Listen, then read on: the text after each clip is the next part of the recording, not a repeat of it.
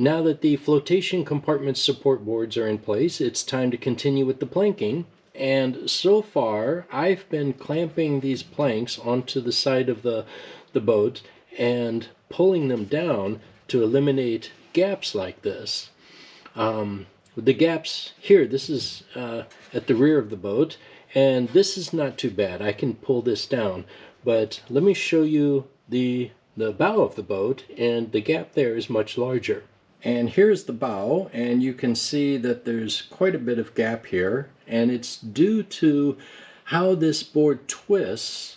It doesn't just bend, but it twists at the same time, and that causes it to curve up at the front here. So what I'm going to do is I'm going to scribe a line along this board and cut it out so that it should be able to fit up against the hull without needing to be clamped down. It'll still need to be clamped towards the boat, but just not down. Alright, so what I did was I made a little pointy stick and taped this Sharpie onto it.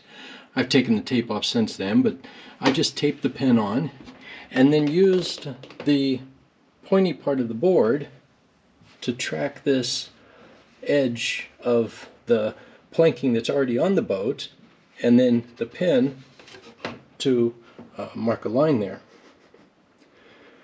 So I'm going to cut this plank off on the line, and then this plank should fit right down on this board without needing any extra clamping.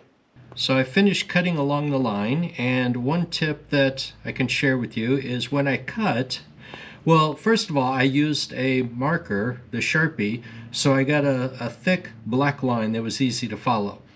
And I didn't cut on the line, I cut right up close to the line, so that allowed me to go back later and use the sander to nudge it up right up against the line.